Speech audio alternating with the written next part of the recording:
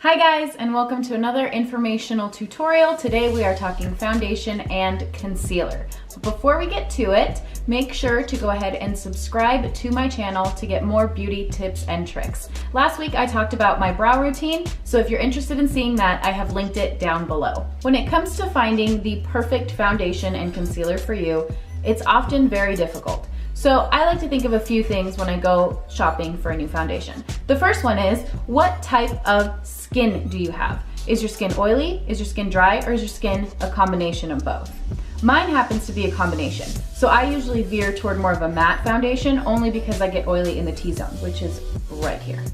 If your skin is typically dry, you are gonna be looking for more of a dewy foundation so that you get that hydration that you feel you are missing. If your skin is oily, you're probably also going for a mattifying foundation. Another thing that you need to think about is, what is your skin's undertone? One way to look and think about this quickly is to look at the color of your veins in your arm. So if you take a look and yours appear to be blue, then you're more of a cool tone. If yours appear to be green, you're more of a warm tone. And if you are finding that you see sort of both colors, you're probably neutral. Now this isn't the tell-all and the end-all to all foundation finding, but it does give you a guide to begin. This is definitely a place that you can start, whether you go to a store like Sephora or Ulta where someone can help you out, or you're at a drugstore, because you can kind of guide yourself in that way. When you go to try on your foundation, you should definitely try it along your jawline and going down toward your neck. This is gonna allow you to see the color as it looks on your face, which is always gonna be darker than your neck, but it also allows you to see the blend that will happen as you go down your neck, since like I said, this is gonna be lighter. So here's one. And I am taking a little bit on my chin and then taking it down. And then here's another one. Do this one right next to it. This one's a little more light and this one's a little bit darker right now. And so you just want to blend it in, and you can do this with your finger, especially when you're trying it out. You don't have to apply it with fancy things. And then you can decide. Right now, this one's a little too dark for me. I know in the camera it looks like that one is just right, but up here in front of me, this one's actually better, just because as I go down my neck, there's a little bit more of that warm or yellow undertone, which happens because my veins appear green. Another tip, when you go to try on foundation, especially at stores like Ulta and Sephora, and you get that sample like I showed you just a little bit ago, you should go outside and look at how it looks in natural lighting, because the store lighting is always meant to be a little bit warmer. They have that yellow light, so you can't really see what it looks like. Of course, if you go out with the wrong foundation, you can try it out at home, and a lot of those stores let you bring it back within a fair amount of time, and then you can switch it up for the color that you actually need. Now that takes care of the color, but what about what you're actually trying to cover? There are so many different skin needs. Some of you might have discoloration. Some of you might find your skin looks dull. It has redness. Some of you might have acne, old scars. I mean, the possibilities are endless. So finding a foundation that is going to give you the coverage that you need is also very important. Foundations come in light, medium, and full coverage. It's really up to you what it is that you're looking for. I usually go for a medium coverage for a foundation, but most of the year I actually just wear like a tinted moisturizer because I don't need that much. If I really want to do a full glam-like look, I really want everything to look pieced together, then I will go for more of a medium to full coverage. The nice thing about medium coverage foundations is that most of them are buildable. So you can also just apply a thin layer, and if that's enough, you're good. And if you need more, you can just apply over it. So there are really a lot of great options. So when it comes to concealers, don't let the name fool you, because that's not the only thing that it actually does. Now, with its actual name as a concealer, it is meant to just conceal things like dark spots, conceal dark circles, conceal redness, anything that you don't want someone to see, those imperfections. Now, there are two things you can think about when you pick the shading of your concealer. If you are going to conceal for spots that you don't like, for redness like I have here, if you're going to conceal for your under eye, and this is the only thing you're going to wear, you should be looking to get a concealer that matches the foundation that you already have, or just your skin tone on your face. That way it doesn't appear like you've concealed those areas. However, if you are going to use concealer on top of your foundation, they typically say to go 1 to 2 shades lighter, because that is used to brighten the center of your face, which is obviously the focal point. So you can do that. I, however, actually just get the same color, and I think it works just fine. But I have also tried it with a lighter concealer, And I found that I either just felt like there was too much of a focus, it was too bright in the front. So I like to go for a concealer that's actually the same and use it for both purposes. But I just wanted to give you guys that tidbit.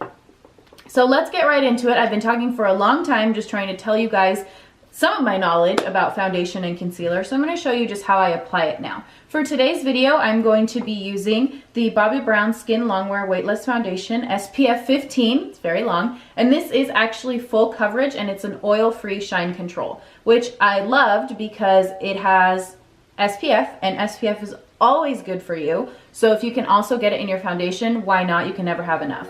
So I've already washed my face, moisturized my face, and now I'm going to go in with a primer. The primer is going to allow my foundation to just stick really nicely all day. It's going to give me an extra boost of hydration. Now remember I told you guys earlier that I usually go for a matte foundation, and even if you are a person who has really oily skin, you should still try to find a primer that is moisturizing and hydrating. That doesn't mean that it needs to be oily, but it doesn't hurt you to add that extra, even if you're going to use a mattifying primer, so that that does not end up drying out your face.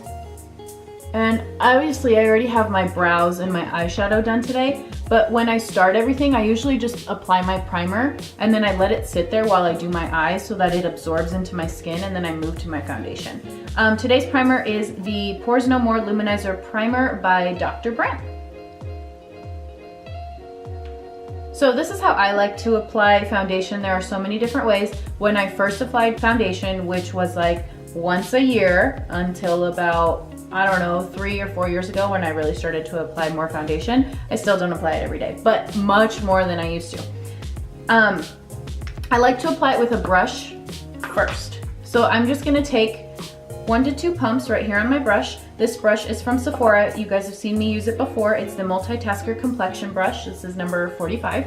And I like to just go through all the spots where I want to apply that foundation. Usually 2 pumps is enough. So just a stroke right here on my cheek, my other cheek, my forehead, and my chin. And then I'm going to take this and I'm going to blend it all out.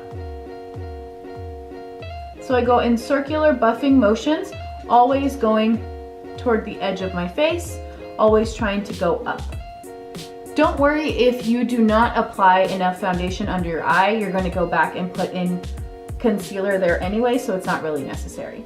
And then when I get here at the jawline, I like to take it down. Now some people take it all the way down their neck. I don't, I just take it about halfway. And then one thing you also want to consider when you're applying your foundation like I did is how quickly your foundation dries. This foundation takes a little bit longer, so I was able to do that 4 strokes and then blend in. Other foundations don't, and when I have those kinds, I'll just go in one spot at a time and keep moving. So this one is a full coverage. Like I said, I just used a little bit, and I feel like it's just given my face just a little bit of a lift. I want to go in a little bit more, so I'm just going to apply another pump, and actually I'm just going to take this one really quickly along all those places that I had applied it before and keep blending.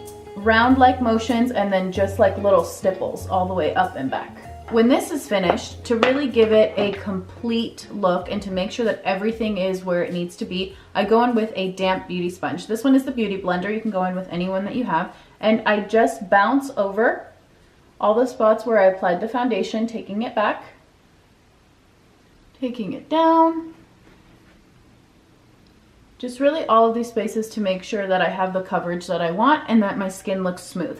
The hardest part for me, and this is probably something that happens to you too, is right here, this nose area. Because foundation tends to really just want to sit into that crease. So I'll just go in with that Beauty Blender and really press it as much as I can to try to get rid of that excess. And now my foundation is set. So moving on to concealer, like I told you guys before, today I'm not concealing just little parts, and there's honestly days where I just wear concealer, but I'm going to use it as a highlighting tool above my foundation. So I am taking today the Nars Radiant Creamy Concealer. I am in the color Ginger. I've usually been applying it the way I'm going to show you guys right now, but then recently I've been applying it this other way, so I'm going to show you how I do both. So I like to take it in a triangle. Take it across all the way to the edge of my eye and then bring it down like halfway to the cheek, and then I just kind of fill in the spots. A lot of other times I just draw lines that create that same shape, and that's fine. But what I've been doing lately is that I've been creating that same triangular form, but literally just right at the beginning. So see how on this side, I just kept it right near my nose and right under my eye. And this one I went all the way across. And this is just to save really the product, because you really don't need that much. And for this, I do just go in with the Beauty Blender or the Beauty Sponge. So I start at the edge of my eye and I actually take it down along my nose, just with the product that is there. And then I take it toward the edge and I bring it back. And that just gives it a nicer finish. Like I said, my concealer is not that much different in color from the foundation, but hopefully you can see that it has brightened up a little bit under my eye. So same process over here, just less product being dragged out. I haven't decided which one I like best yet, but I think it's giving me a similar result. So I'll have to get back to you guys on that one. Since I am using the concealer today to just enhance what I have done with the foundation and to enhance the center of my face so that that's the focal point, I'm going to take one line down the bridge of my nose, and I'm going to take a little bit along the beginning of my forehead and then at my chin, because again, I just want to bring the focal point to the center of my face. Then I just blend in with my chin. I go in those little bouncing motions, but in a circle, to just concentrate it there. For my forehead, I spread it out. And then with whatever's on the Beauty Blender, just kind of take it up. And then for my nose, I go in a tapping motion up and down. And that is my concealer and foundation application. Now, of course, to finish everything up, because I am not going to do any contouring today, or even if I am, I'm just going to do powders. So I'll be taking a loose powder to finish it up. This one is the Airspun Loose Face Powder, and then applying that to just make sure that that is set. Go in with a little bit of blush, a little bit of bronzer to warm up the face, and set it. Now, before ending this video, I wanted to share with you guys some of my favorite foundations, both drugstore and high-end. So I'll start with the drugstore. I've mentioned this one actually quite a lot, so you guys probably already know that it is the Maybelline Superstay 24-Hour Foundation. This one is definitely full coverage, and like I said, I'm not a big full coverage person, but I really wanted to try this one when it came out. It came out in the summer, and I just felt like it stayed really nicely on my skin throughout the day. You really just need like this much product, and it goes a long way. So this one's really nice. I will tell you, I have not tried it on for 24 hours because I really don't want to wear makeup for that long, but I guess you could do that. Another one that I really like is the BH Cosmetics BH Liquid Foundation. This is in Naturally Flawless. This one is really nice. I feel like it just has a really smooth texture to it. Your face looks really nice. This one, I don't remember. I want to say it's a medium coverage, and it comes in a really nice bottle. You know, it's got the pump, and I'm pretty sure I got it for like $9. They sell it online, drugstore. This is a drugstore because of the pricing. So they do sell it on their website, BH Cosmetics. They do sell it at Ulta, and I actually got mine at Kohl's. So I really like that. And this one, this brand, they are cruelty free. So if you're into that, that's another great bonus for that one. So those are really my drugstore favorites. Most of my foundations are actually high-end, but believe it or not, I usually kind of gravitate toward these. So for more of the high-end, I mentioned to you guys, obviously, the Bobbi Brown that we were looking at today. Another one is the Born This Way foundation by Too Faced, which is wonderful. It just really gives you a very smooth looking face. It is not drying at all, and it just looks great. And I think it pairs really well with a lot of different concealers, because most times we don't buy the same brand of everything. So being able to mix it up with other products, I think, is great. The next one is the DiorSkin Forever. And this one I got maybe like a year and a half ago. Maybe I need to throw it away. Okay, well, anyway, I think they have some newer updated ones of these, but this one I love too, because again, I just felt like it provided that really nice and smooth application. It's just easy to put on. It smells delicious. I don't even need to wear perfume because it smells so nice. And just the texture of it is so nice. This is obviously much darker than my skin is right now, but you can see, if you can get that that the texture is really nice. And the final high-end one I want to talk about is the Fenty Beauty Pro Filtr Foundation. I'm actually really excited because coming in, I believe, just a few days is the concealer collection. There's like 50 colors that are coming out for the concealer that matches this foundation. Of course I'm going to get it, and of course I'm going to try it. But this one I love. I think the shades are beautiful. Again, it just looks super smooth, you look super flawless, but this one is very fast drying. So if you're going to apply this foundation to your skin, I would not use my 4-point method like I showed you guys. Just apply it to one spot and immediately start moving it to where it needs to go because it dries quickly, and this one oxidates. So when you apply this one at the store, if you're gonna try it on, leave it on for a while. Sometimes the color changes a little bit, so it may not actually be the shade that you wanna get, the one that you try. You might wanna go one a little bit lighter so that it oxidizes to be your skin tone color. Now when it comes to concealers, I really only have one other one, and it's in the high end, which is the Tarte Shape Tape. This one is talked about like no other. I actually did not use it for a very long time, and then when I did, I was like, what? Why wasn't I already trying this? This one is a very thick formula. It really does the job. It covers everything, especially if you have really dark circles. This is the one for you, and it really smooths out those fine lines, which is really nice. Now for my drugstore one, I always go to the Maybelline Age Rewind Eraser. I actually just ran out, and then my mom was like, I need this, so I gave her the bottle, so no, I don't have it. But that is a good option as well, and it goes really nicely with the Maybelline foundation. That completes today's video on foundation and concealer, how I apply it, and some quick tips on how you can purchase the right foundation and concealer for you. Go ahead and let me know in the comments if you enjoyed this video what some of your favorite foundation and concealers are. I'm always looking to try something new, and I would really appreciate that feedback.